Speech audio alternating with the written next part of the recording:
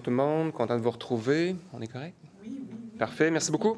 D'abord, je voudrais vous parler du projet de tramway de la Ville de Québec. On a vu que le premier ministre était donc à Paris, il a visité, a rencontré les dirigeants de la compagnie Alstom. Puis il nous a annoncé, dans le même élan, qu'il n'était pas encore au courant si on devrait refaire l'appel d'offres pour le tramway de Québec. Entre vous et moi, là, je trouve ça particulièrement gênant pour le premier ministre qui se retrouve là-bas devant l'entreprise qui pourrait être celle qui réalise le projet, qui a déjà participé à un appel d'offres. Le premier ministre, là, le 13 juin dernier, s'est engagé à relancer le tramway. Comment ça se fait que le 14 juin, il n'a pas demandé à ses équipes de juristes de vérifier si le tramway en avait besoin de refaire l'appel d'offres? C'est gênant, vraiment, de se présenter à Paris puis de sortir ça de son chapeau. Je ne comprends pas. Moi, je trouve que le premier ministre se met dans un embarras immense. En fait, il nous met dans l'embarras. On a l'air d'une belle gang de pee-wee en France en ce moment. Une nation qui ne sait pas gérer ses projets. Ça n'a juste aucun bon sens. Alors, ma question, c'est est-ce que le premier ministre sait ce qu'il fait? Est-ce qu'il ralentit volontairement le projet ou il ne sait juste pas travailler puis il est en train de ralentir le projet de tramway pour une 5e fois? Ça m'inquiète, les gens en ont besoin, les gens veulent le tramway, qu'il soit pris dans le trafic ou qu'il soit dans le transport en commun, entassé dans les autobus du RTC. On a besoin du tramway rapidement, mais que le premier ministre arrête d'avoir l'air d'un pee-wee, arrête de nous faire passer pour des pee-wee, puis je le dis pas péjorativement pour les pee-wee, des joueurs de hockey pee-wee, mais honnêtement, un peu de sérieux, qui nous fasse travailler, qui nous fasse avoir l'air de gens qui savent travailler à l'international. Oui, mais quand même,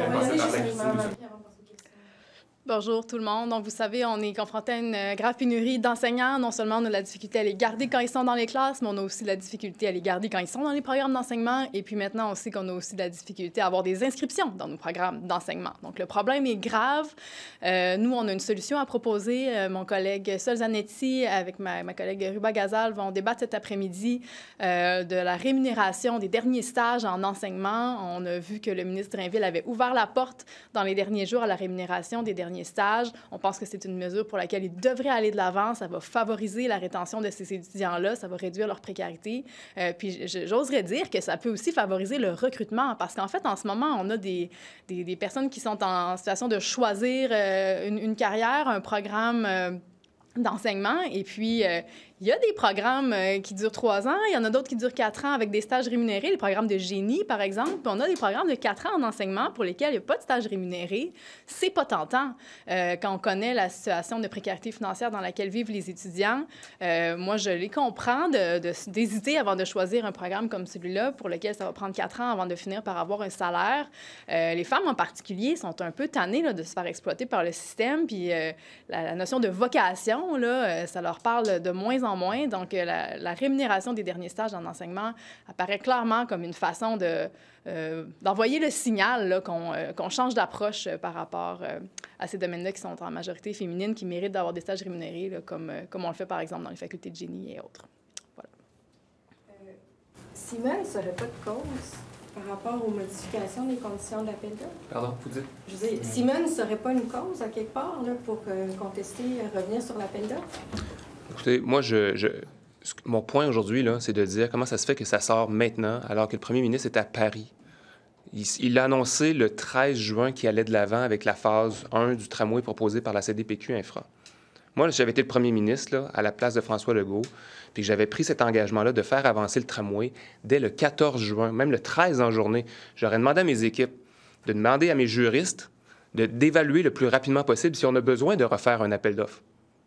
Que le travail se fasse auprès des juristes, évidemment, puis tout le monde veut que ça se fasse dans la légalité.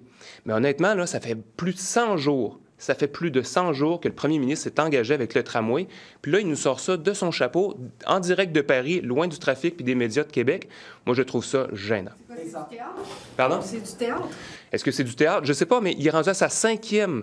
On est rendu au moins au 5e épisode où le premier ministre ou la CAQ ralentit le projet de tramway. On est tanné à Québec de se faire niaiser par la CAQ, là. Il faut que ce projet-là aille de l'avant. Mais c'est pas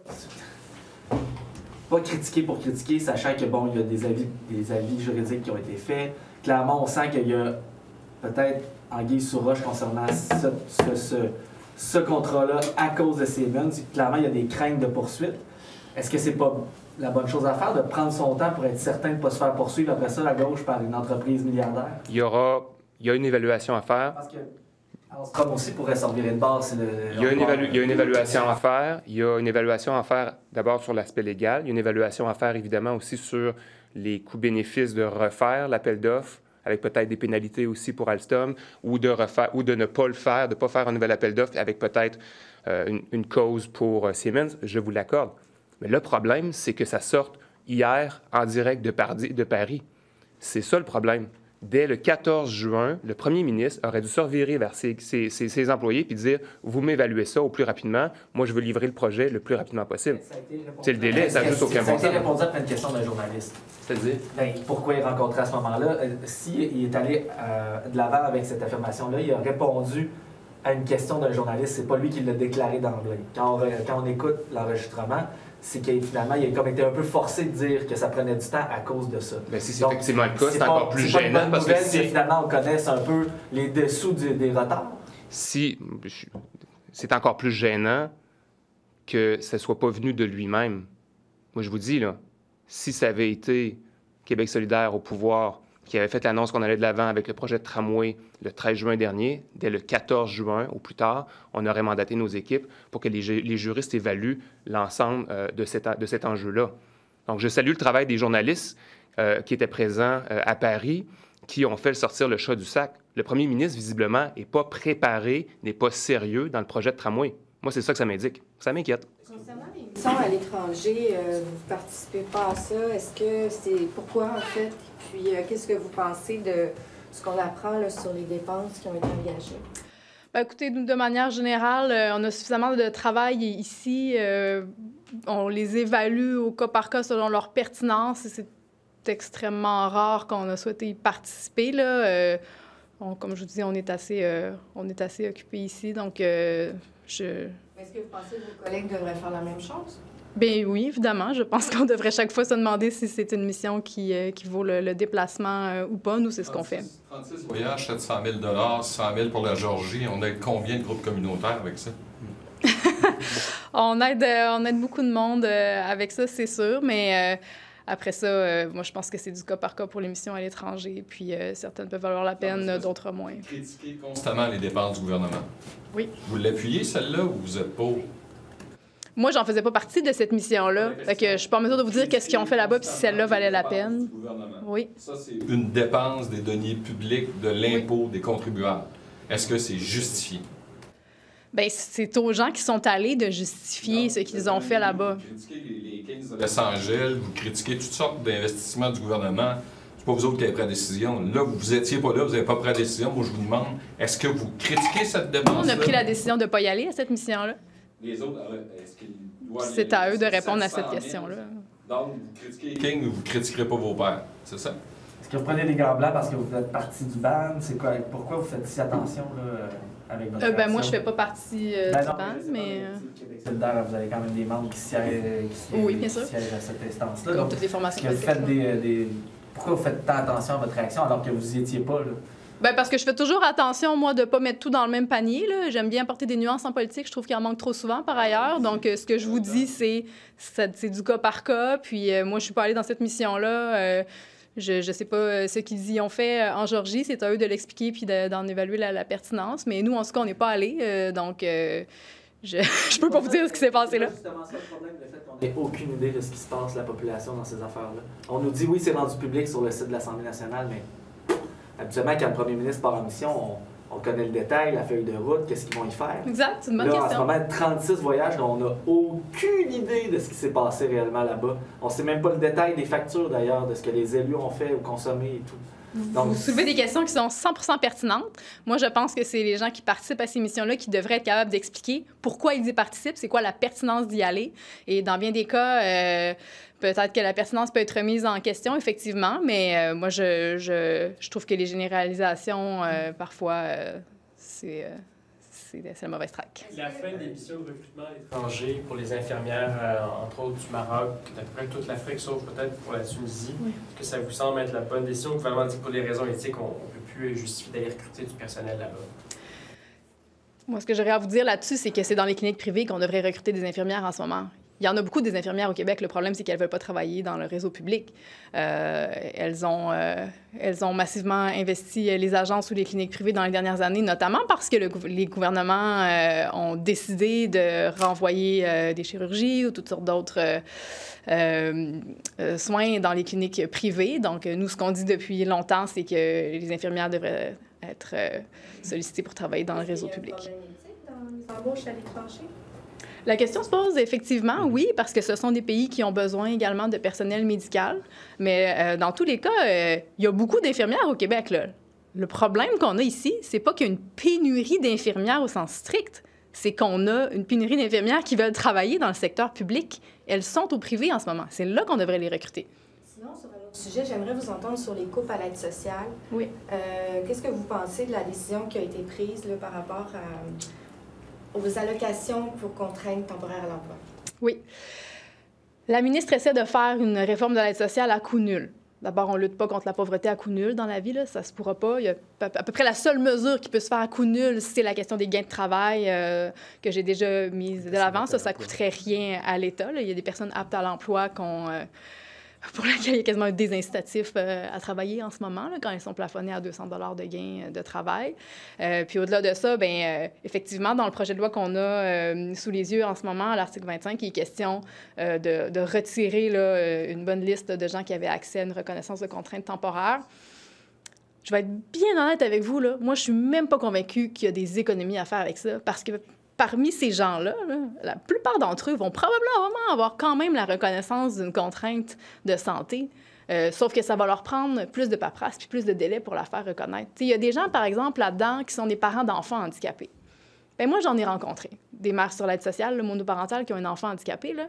Puis quand l'école les rappelle 3 fois par semaine pour aller chercher leur enfant parce qu'ils ne sont pas capables de le prendre en charge, parce qu'ils n'ont pas les ressources qu'il faut, ces personnes-là ne peuvent pas travailler, là. Si je peux me permettre, pour les enfants handicapés, ils pensent le rattraper. Ces personnes-là auraient, par un autre chemin, accès aux allocations. C'est plus... Exact. Moi, je pense que par un autre chemin... d'âge préscolaire. Oui, je pense effectivement que par un autre chemin, la plupart de ces gens-là vont probablement avoir accès à une reconnaissance qui vont leur permettre d'avoir l'allocation supplémentaire, mais ça va leur prendre des démarches.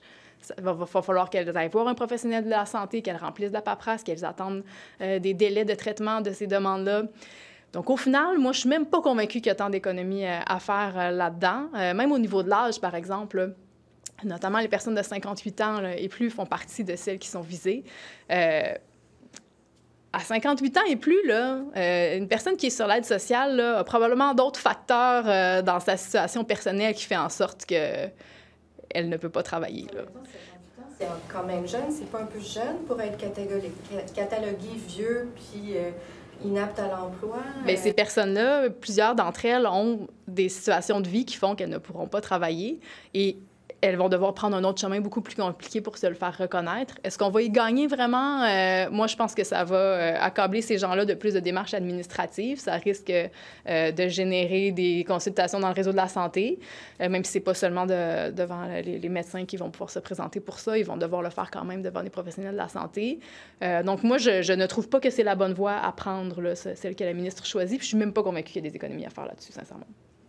Il y a une escalade actuellement entre l'Iran, Israël, Palestine. Il y a eu des débordements à Montréal. Comment vous voyez ça, tout ça? C'est très inquiétant. C'est tout ce que je peux vous dire là-dessus. C'est très inquiétant de voir la situation dégénérer en ce moment. Je trouve qu'on a un rôle à jouer quand même là-dessus. Il y a de l'approvisionnement militaire dans la région qui provient notamment du Canada. Donc, c'est quelque chose avec lequel on n'est pas à l'aise. Il y a des ressortissants canadiens et québécois qui sont pas en sécurité en ce moment. Dans cette région-là, on est inquiet de ça, oui. On dirait hier que l'annonce du départ futur de Mme Reski va terminer son mandat. Comme relancer un peu les débats sur comment on peut rendre l'Assemblée nationale, disons, plus facile quand on est élu pour aider des enfants.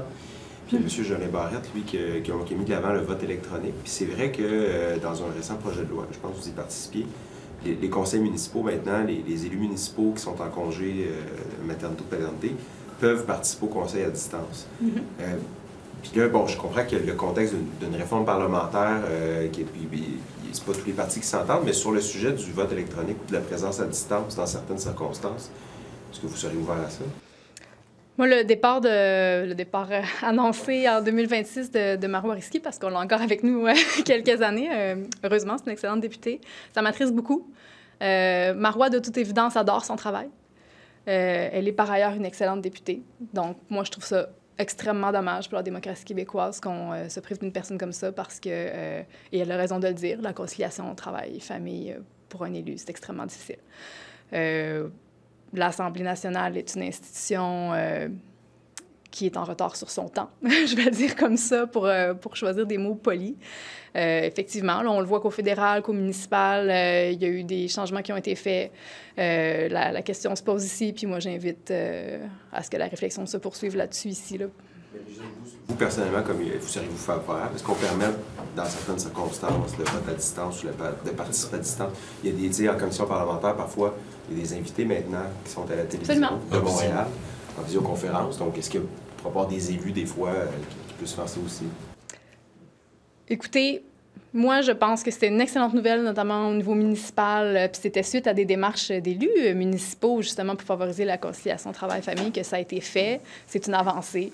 Je pense que tout doit être mis sur la table ici à Québec puis qu'on doit réfléchir à ça. J'espère que j'ai de plus en plus de collègues qui ont une sensibilité à ces questions-là parce que se priver d'élus de talent comme ça, c'est un problème, je vous dirais. Puis on a besoin, dans une démocratie saine, d'avoir une représentation diversifiée.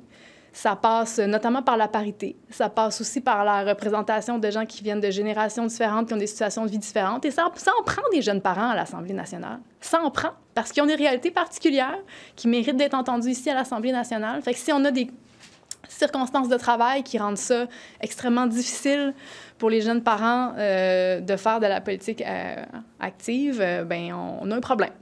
Parce que ces gens-là vont être éventuellement sous-représentés ici. M. Garamond, est-ce que c'est pas un peu aberrant de donner le pouvoir à des élus municipaux de faire quelque chose que vous n'avez pas le droit de faire? Bien, je ne me prononcerai pas directement sur un moyen en particulier parce que, bon, je pense qu'il faut qu'on ait la discussion ici à l'Assemblée nationale. Par contre, je suis d'accord avec vous sur le fait qu'il y a d'autres paliers de gouvernement qui ont décidé d'évoluer, de trouver des moyens suite à des pressions des élus eux-mêmes. Puis la pandémie aussi a été quand même un moment où on a pu expérimenter d'autres façons de travailler. Donc, moi, ce que j'appelle, c'est un peu comme ma collègue Christine, je pense qu'on est dû pour avoir cette discussion-là ici à l'Assemblée nationale. On a besoin de se moderniser, on a besoin d'avoir une représentativité très grande, on a besoin de l'apport puis de la parole des jeunes familles, des jeunes parents ici à l'Assemblée nationale, puis pas juste pendant le congé parental, là. Après aussi, parce que le congé parental, c'est une chose, mais la vie, l'usure, là, le bout le plus dur, là, puis j'ai 3 enfants, moi aussi, dont une qui a seulement 11 ans, c'est le après qui est difficile. C'est quand elles sont plus grandes, quand ils sont plus grands, c'est d'avoir à conjuguer tout le temps cette vie parentale, puis la vie à l'Assemblée nationale avec une espèce d'investissement très important des deux côtés de la médaille, puis en même temps la culpabilité des deux côtés parce qu'on n'est jamais capable d'être à 100% d'un bord ou de l'autre. Donc oui, je pense qu'on est mûr pour cette réflexion-là. On est vraiment mûr pour se renouveler, améliorer, moderniser l'institution qui est l'Assemblée nationale. Par ailleurs, juste pour compléter, on dépose une motion aujourd'hui où on invite justement les parlementaires à se prononcer sur la question du congé parental. Là. On pense qu'on devrait aller de l'avant avec ça, mais c'est effectivement pas la fin de cette discussion-là parce que c'est pas seulement... on vous l'a transmis. On demande simple... C'est une motion générale. Là. Non, c'est pas chiffré. Pour l'ensemble de la population québécoise. En fait, nous, notre position politique à Québec solidaire, c'est que les élus à l'Assemblée nationale devraient avoir accès au RQAP, là, comme les autres parents. Ça devrait être ça, les modalités pour les élus, comme pour tous les autres... pour tous les autres parents au Québec. C'est ce qui serait le plus équitable pour tout le monde. Ça me semble juste. Après ça, c'est pas ça qu'on soumet dans la motion. Là, on invite simplement à ce que les partis s'entendent pour qu'il y ait un congé parental. Et ça devrait, à mon sens, être seulement le début de cette conversation-là, parce que, comme Étienne l'a mis de l'avant, c'est pas seulement la première année de vie que c'est difficile, la conciliation. Does it exist now for MNAs, parental leave? Well, no. No, we doesn't have access to RQAP. We doesn't. We can take a maternity or paternity leave if we want, but the situation is that we will have our full salary. So there is a big culpability because it's not just that we have this treatment and the other parents doesn't have their full salary when they take parent leave. We do, but nobody is replacing us. So we have to live with this culpability of having a full salary, staying at home with our kids. So it's well, it places the MNA in a situation where you don't feel justified to take this maternity or paternity leave. You feel you have to go back as soon as possible. So I think most often we see a few weeks or 3 months, or G&G it's very took short. a month, I believe. Yes, because there is this big culpability. It's not just that we don't have the same conditions that other citizens have here. That's why we want RQAP to be the same. And you're saying the whole system needs to be modernized to reflect more young parents and. That's what I'm hoping for, because it's not only the first year after the birth of a child that you have difficulties to deal with family and politics. It's hard for at least 20 years long. And some MNE have our proche aidant too. It's in its conciliation too. Yes. Yes. Merci, thank you. Ouais.